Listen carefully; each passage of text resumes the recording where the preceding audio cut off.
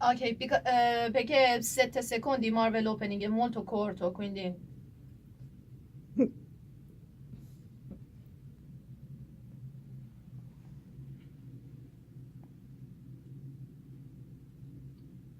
Dum, dum, dum, dum, dum. That's what you hear when you watch a Marvel movie. You have recognized it? We're sure. Yeah, I'm Bluehead here, Helia. And I'm the Frenchie, back. So, the last time we were secret agents talking about Mission Impossible franchise, but now we're returned as superheroes. So awesome, and even better, I would say. I mean, a lot more entertaining, More let's say. That's my favorite argument. I agree. And my favorite genre. So, let's say what we're gonna talk today. Today we are gonna talk about a gigantic, huge, awesome, marvelous, wonderful, I don't know, beautiful, so many awesome things franchise, which is Marvel Cinematic Universe. How exciting! How exciting are you, Jade? I'm so excited. It's terrible and wonderful at the same time. I don't know if I'm gonna, you know, like keep up and keep talking because my brain is just flying I around. love it so much. And I mean, do you know the history behind it? It's complicated, but we're here to breaking that down to you. So I think we have to go now for a little break, and we will come back soon.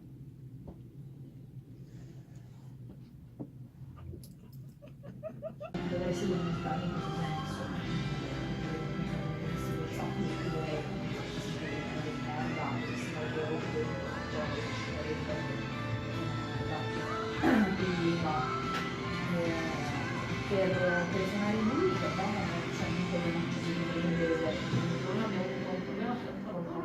lui, chiamavo molto da Inghilterra con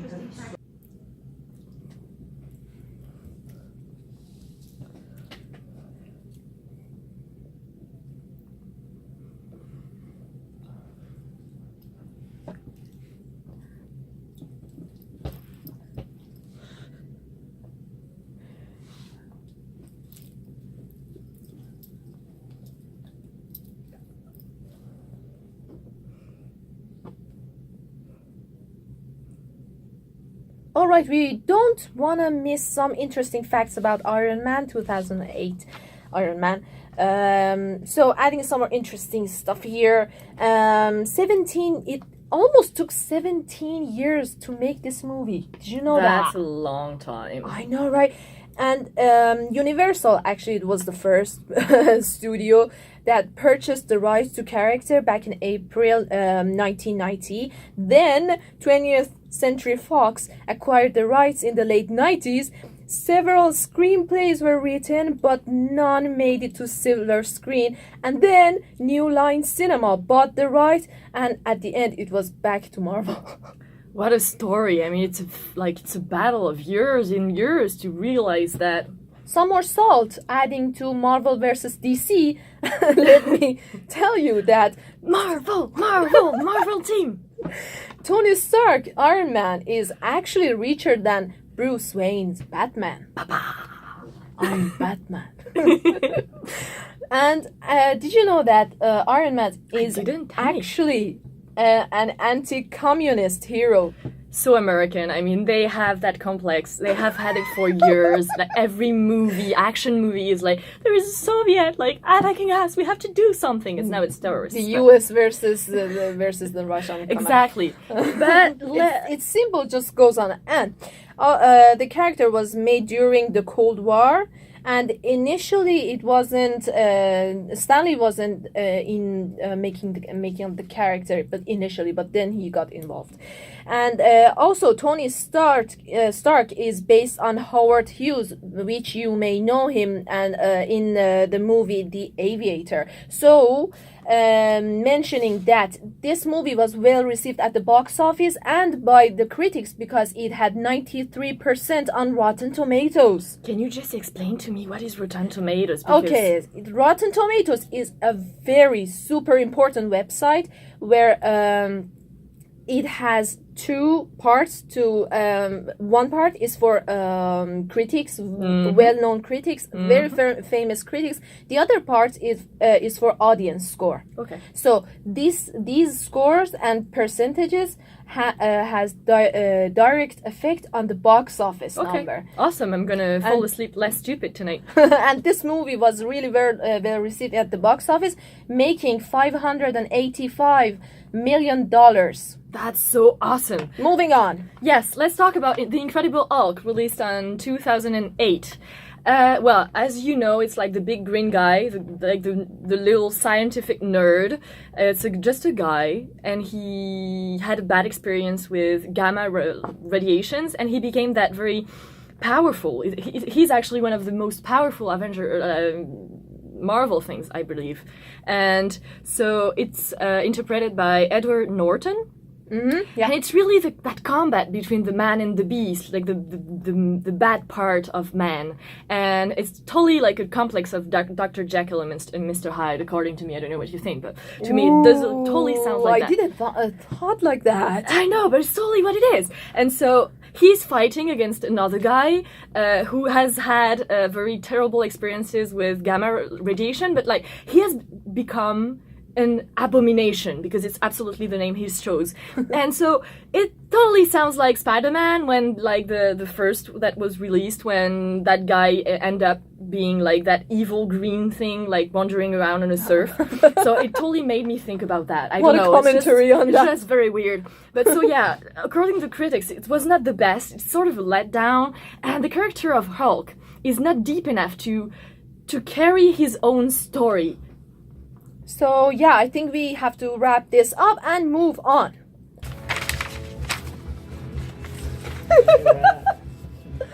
Oh my god.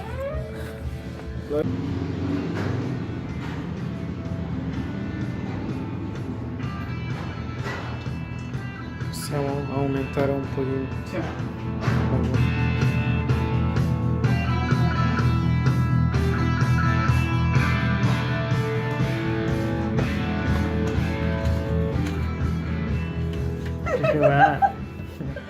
Oh my god.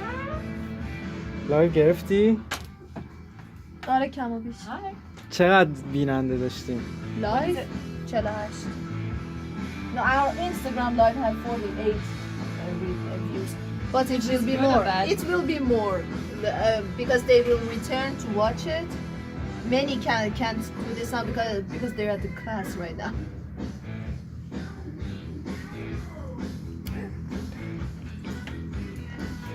Oh my god. We're not filming anymore, right? Yeah. Okay. Okay.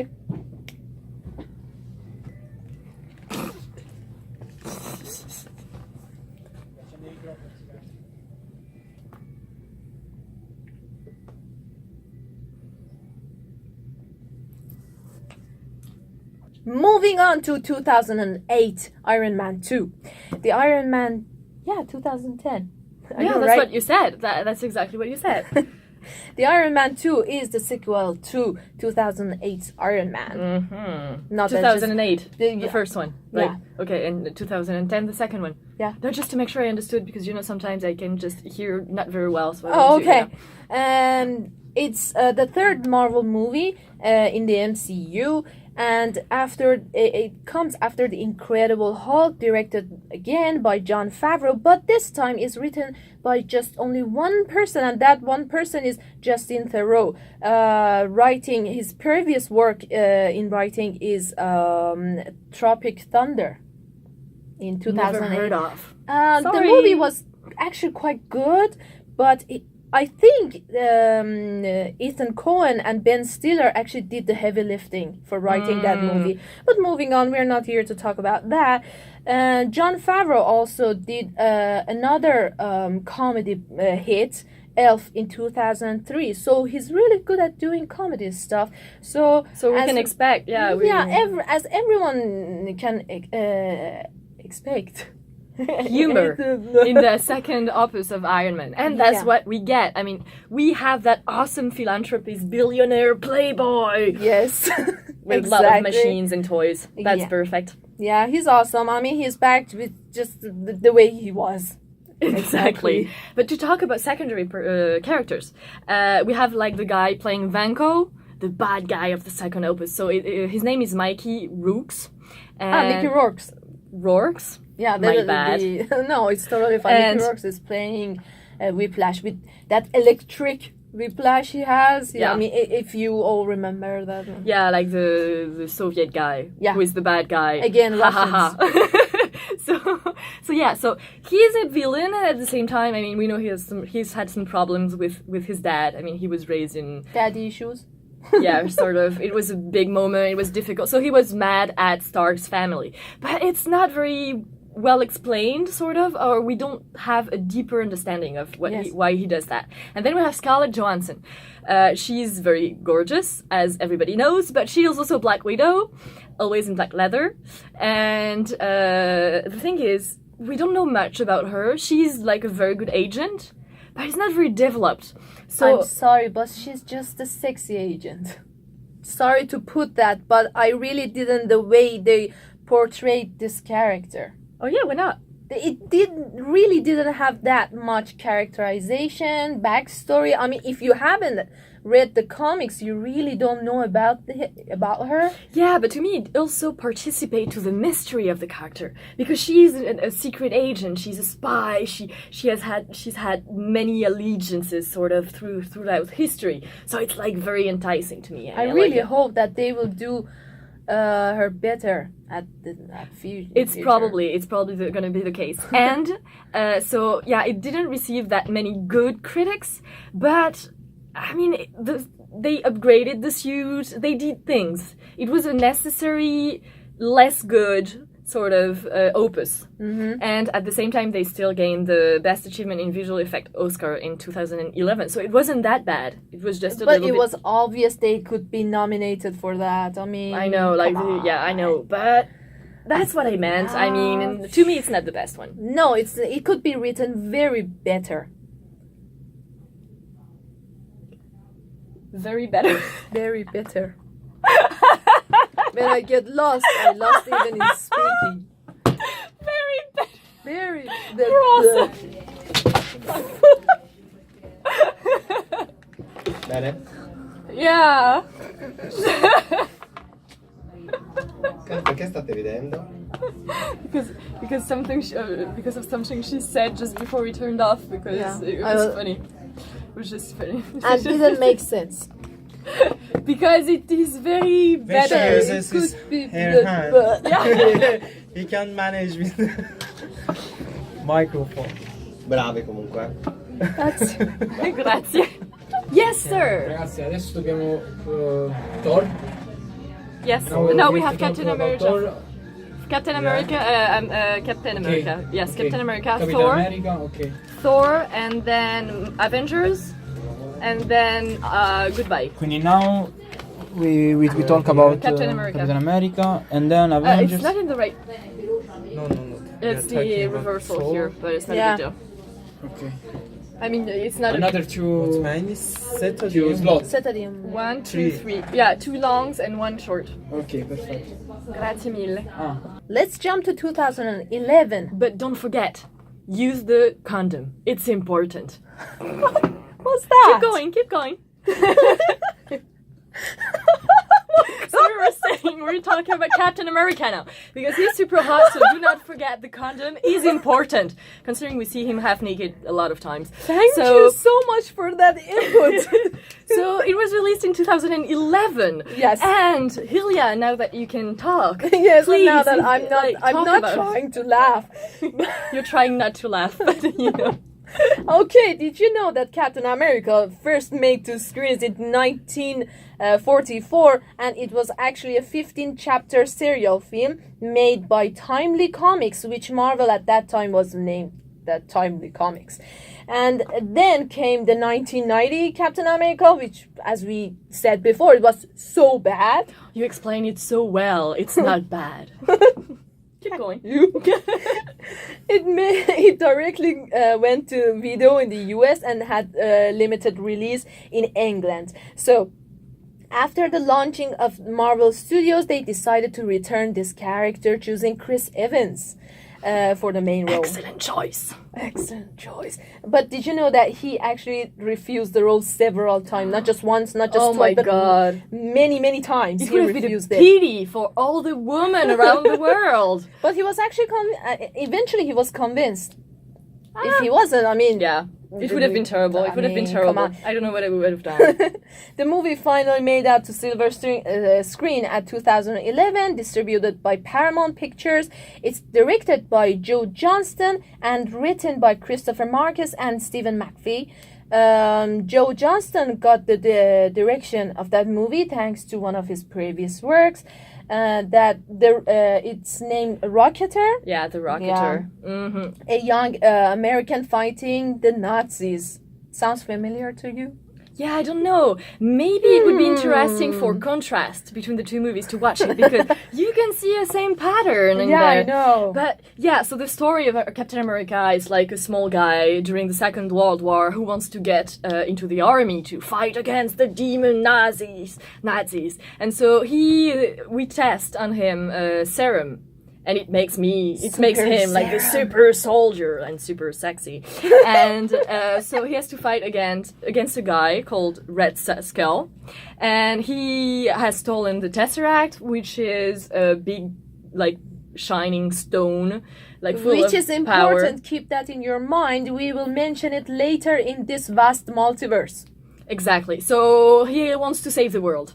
The plot is literally a guy wanting to save the world. Mm-hmm. The structure is very similar to every single superhero movie. So you have the first half of the movie, which is the origin of the hero. Exactly. And then you have the, oh my God, I don't know what we're going to do now because we've explained what are the origins, but what is going to be the mission? It's usually what it is. And so Captain America is sort of the same because in the second part, after 45 minutes, we have no build-up, no setup, or no pay-up. So it's a bit disappointing. But we have action scenes. As well, it felt almost like 20 different people wrote the script. Yeah. And then they put it together super fast and they made a movie. So that was a bit disappointed, but the action scenes are very traditional, very classy. It's pretty. We can follow the action. Yes, I know. For me, it was a mixed package. Yeah. At the end of it, it felt a bit ridiculous. Totally. I mean, the ending was sloppy written. And it is my personal opinion, but I read it on many other critic websites and stuff, and I really didn't find that ending very interesting.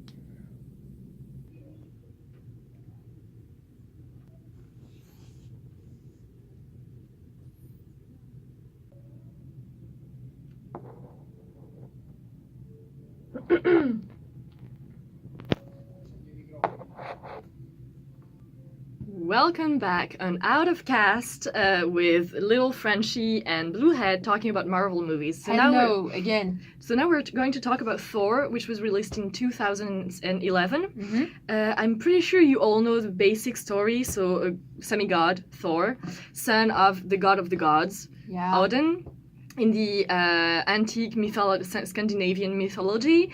And so Odin considers that his son is not grown up enough, he's not an adult. To make him an adult, he exiles him in another land, in another planet, in another world. Earth. Oh my God, terrible. And he has to make his way there to found back his weapon, his ultimate weapon, called Mjolnir. And I'm not going to try to spell it to you. And let's do this again. The name Mjolnir. Again? Try it. Mjolnir. You see, it's perfect. It's not that difficult.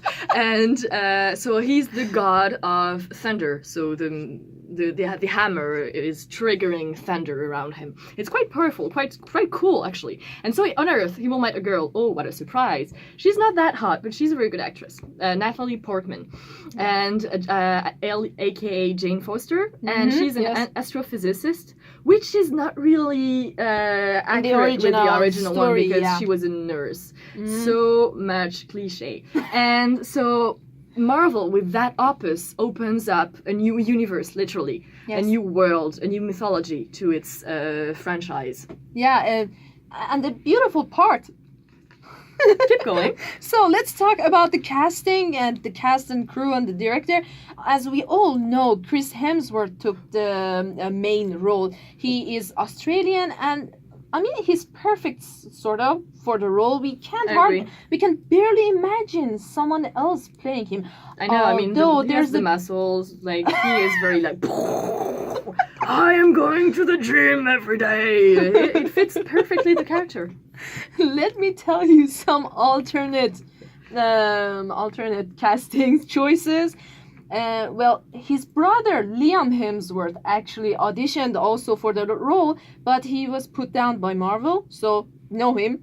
And then Kenneth Branagh was brought up as the director. So as he has worked before with Tom Hiddleston, he actually came in talk to Marvel and told them that you should cast Tom Hiddleston, but at the end eventually they said no, Tom Hiddleston is good for Loki, so let's just give him finally you wanted that role, but you're gonna get like the guy who is like wandering around and pissing everybody off. It's gonna be so much fun. You will But see. this is so awesome. Oh, by the way, you die many times, but you never die really, which is the fun part. That doesn't really dying never really happens in comic universes. I mean, I know they're in books. There's no blood.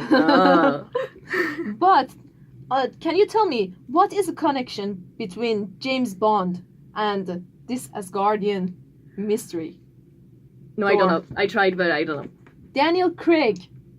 Oh yeah? Yes, Daniel Craig was actually casted as playing the god, the Oh, Thor. I didn't know that. That's awesome. But he put down the role because he wanted to come to the franchise. Obviously, James Bond. He wanted to be the Agent 007. Yeah, so he didn't want to take that one. But so to come back to Loki, stepbrother, like a family difficult relationship. And for the director, actually, Guillermo del Toro was chosen to direct this movie.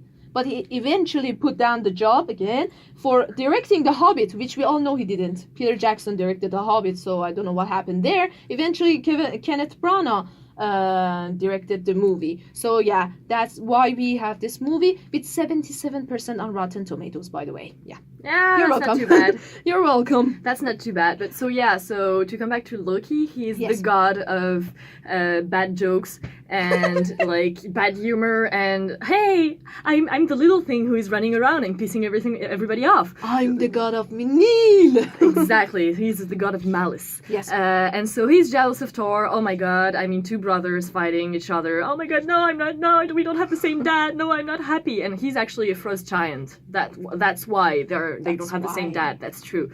And so the trip of Thor like sounds totally like an initiatory journey, whereas Loki seems to be like looking for himself all over the place, but like fighting his brother is what helps him finding himself, which is a very not grown up thing, we have to admit.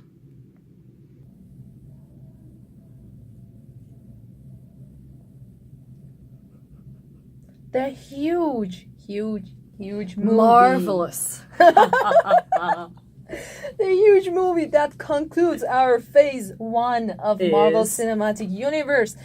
The Avengers. Made in 2012 and distributed for the first time after Disney bought Marvel Entertainment. Ooh. So the first collaboration. Exactly. This is the first collaboration, and it's the sixth film in the phase 1.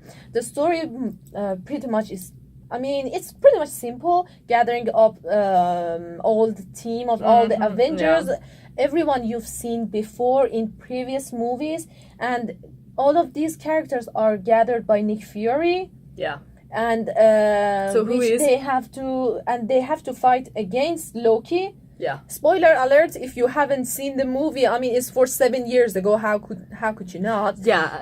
Loki so wasn't just if you're looking for Fury, he's the guy with like just one eye and like a bit dark. He's black as well. It was not a bad joke, but it's played just by the reality. Sam Jackson. I mean, and he's everyone. an awesome, like he's the key of like the whole movie. He's It's so awesome. cool in this franchise. He's one of Absolutely. my favorite characters agree. in MCU. I agree. So yeah, and by the way, let me just state, put this here, that every actor and actress was back for their role except for Edward Norton. He was recast. And, the guy who played Thor before, right? No, the guy who played Hulk. Sorry, Dr. my Bruce bad. Banner. I had Hulk in mind. My brain is going away. So instead, Mark Ruffalo came to Mm-hmm. play Bruce Banner / Hulk, Mm-hmm. and his portrayal of the character was highly praised by the fans and the critics. yeah, it was. I mean, he plays it amazingly. Yeah. That's So- great. Yeah, that's a great match. The first one and the second one is that it was a super like big warning to have so many characters that everybody liked on the same movie, because it was like the warning of X-Men, the third episode, Which was where so bad. everybody was so like superposition of people and characters and stories that we all got lost in the middle of Yes. all of that. We couldn't catch like consider any of those actors or characters ours, sort of. And so on Avengers, they escaped that fact. They escaped that what could have happened, which was amazing. The interactions are very, very well made. The interaction between themselves, it's very well balanced. Every character has his like small time to shine. Yes. Because like they a have fan, their moment. exactly. Because yeah. like a fan of Captain America is gonna like it as a Captain America movie. Yes. A fan of Thor is gonna be the same. Yes. So it's like very, very well balanced. Iron Man. Absolutely. I'm a huge fan of Iron Man. Team Iron Man forever. Exactly, and it's very well balanced, and you have everything. Literally, you have the action, you have like a little bit of talking. It's very classy action, and a very witty humor, which I loved so Let much. me put this down here. It's not that artistic though, because you can't just look at it as That's art. true. Yeah. It's not about the plot. That's for sure. But let me tell you, it has some that Avengers assembling scene in the Battle of New York. Yeah. It's a shot that will be is will here remain, to stay forever in the history of cinema. That's true. It's so cool and it's so important. I mean, it's the basis in the of whole the entire rest, history yeah. of cinema. I mean, it's that important in not just in my personal opinion, but when you just go look on the internet when what everybody say, because the movie is directed by Joss Whedon, who has directed Buffy.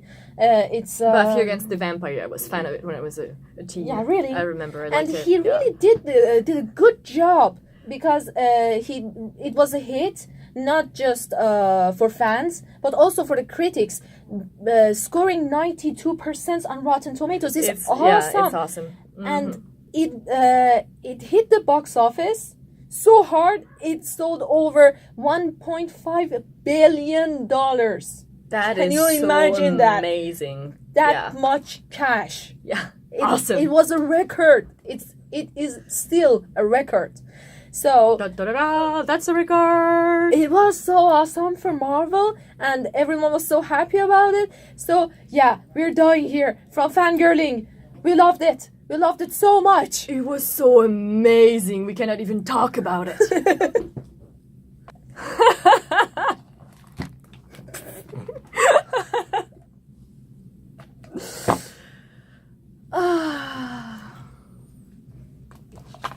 And we're at the ending. Yeah! Awesome.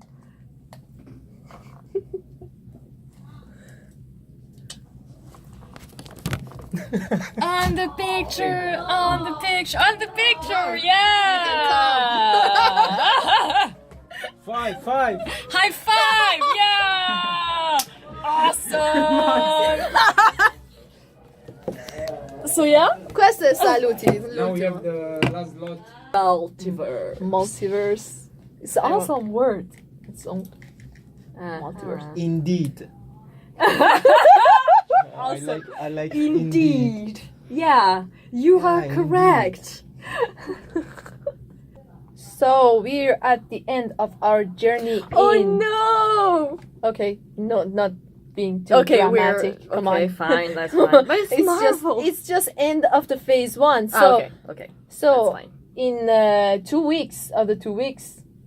during 2 weeks. Still, Yeah. we're going to talk about Marvel. Yes. Because there are 2 phases of Marvel. Next week we will talk about phase 2 of Marvel, and the week after we will talk about phase 3. So we wrapped up phase 1 with Captain America, Iron Man 2, Thor, and Avengers. 6 movies. Yeah, and the Incredible Hulk. as well. Yes, it's Yeah, it's easy to forget. I know. And so in the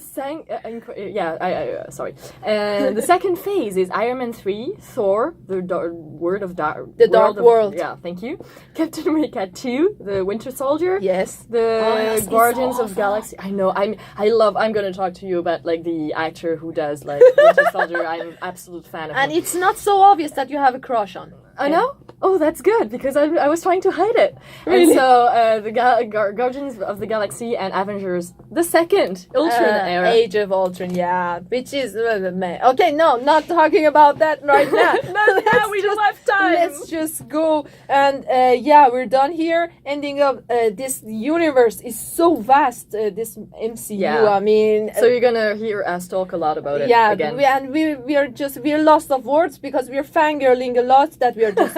Oh my God, that's No. So tune in next week Wednesday at 3, and we will on Roma Tre on Radio. Roma Tre Radio out of cast. Ciao, ciao.